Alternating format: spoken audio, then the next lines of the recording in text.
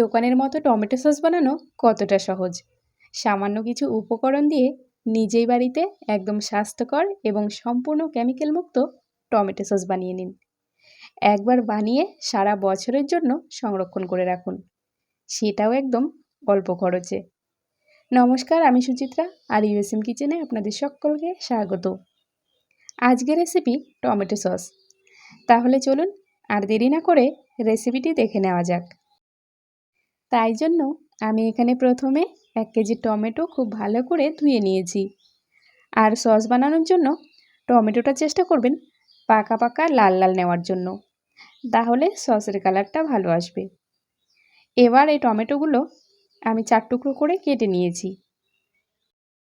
এরপর আমি নিয়েছি কিছু গোটা গরম মশলা।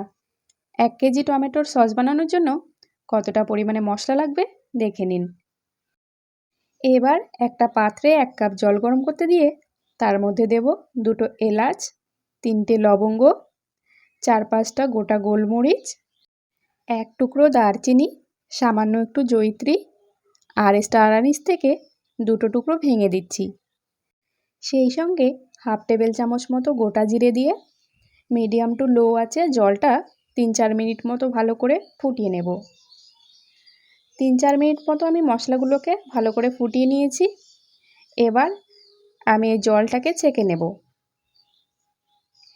তো জলটা আমি এখন রেখে দিচ্ছি, পরে এটা কাজে লাগবে। এইদিকে একটা কড়াই বসিয়ে দিয়ে তাতে কেটে রাখা টমেটোগুলো ঢেলে দিচ্ছি।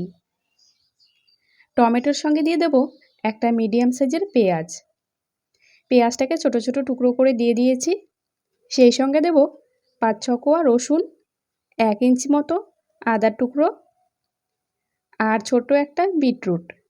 বিটরুটটা আমি কালারের জন্য দিয়েছি, আপনারা চাইলে স্কিপ করে যেতে পারেন।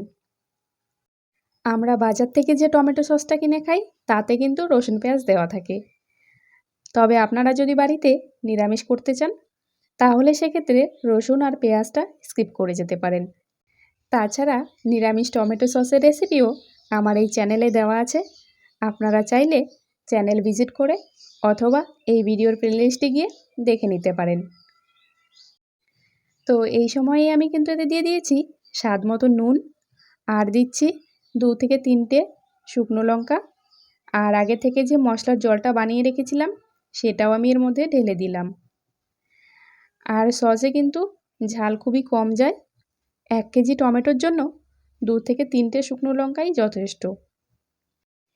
এবার এই সমস্ত উপকরণ একসঙ্গে খুব ভালো করে মিশিয়ে তারপর ঢাকা দিয়ে সেদ্ধ হতে দেব। একদম হাই ফ্লেমে 10 থেকে 15 মিনিট এভাবে ঢাকা দিয়ে সেদ্ধ করে নিতে হবে। তো টমেটো আর বাকি সমস্ত উপকরণগুলো এই সময় ভালো করে সেদ্ধ হয়ে গেছে। আর দেখুন টমেটো থেকে অনেক পরিমাণে জল বেরিয়েছে।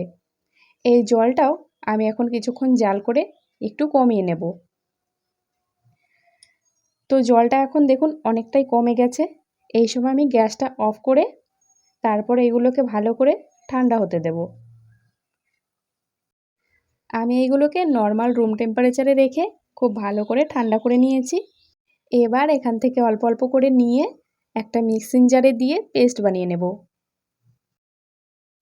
আর এই যে আমি সমস্ত টমেটোটা এইভাবে খুব ভালো করে বেটে নিয়েছি।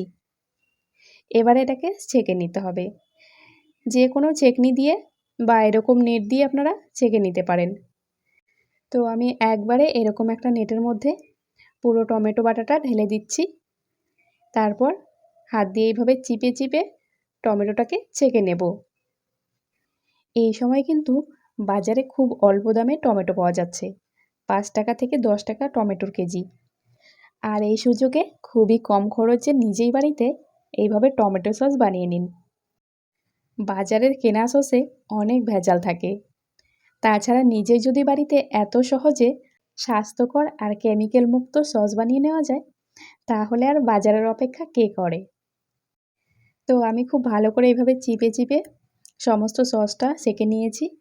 আর ভেতরে দেখুন কতটা এরকম ছিবড়ে বেরিয়েছে, এটাকে এখন ফেলে দেব।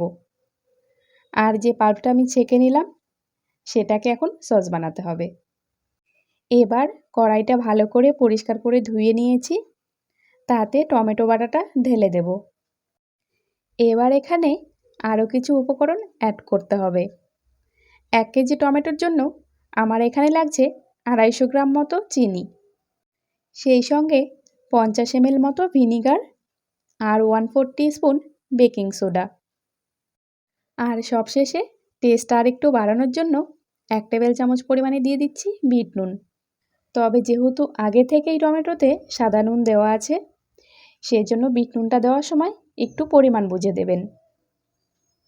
ব্যাস, এখানে আর কোনো উপকরণ লাগছে না। এবার হাই ফ্লেমে এটাকে ফুটতে দেব, আর মাঝে মাঝে এইভাবে নাড়াচাড়া করে রাখতে হবে। আর এই সময় দেখুন টমেটো থেকে এরকম ফেনা বের হচ্ছে। এই ফেনাটাকে ফেলে দেওয়ার দরকার নেই। টমেটোটা জাল হওয়ার সঙ্গে সঙ্গে ফেনাটা কমে আসবে, আর ফেনাটা কমে আসলেই বুঝতে হবে সসটাও রেডি হয়ে গেছে। তো 10 থেকে 15 মিনিট ধরে আমি এইভাবে টমেটোটাকে ভালো করে জাল করে নিয়েছি। যখন হয়ে আসবে তখন আপনা থেকেই বুঝতে পারবেন। ফেনাগুলো দেখুন একদম চলে গেছে, আর টমেটোটা এই সময় এইভাবে ছিটকে ছিটকে আসবে। তবে এটা ভালো করে বোঝার জন্য আরও একটা উপায় আপনাদেরকে বলে দিচ্ছি। এখান থেকে কিছুটা পরিমাণে সস এরকম একটা প্লেটের মধ্যে নিয়ে প্লেটটা হালকা একটু কাত করে ধরলে, যদি সস থেকে কোনো রকম জল আলাদাভাবে বের হয়ে না যায়, তার মানে এটা একদম রেডি হয়ে গেছে। এবার গ্যাসটা অফ করে দিয়ে সসটা ভালো করে ঠান্ডা করে নিতে হবে।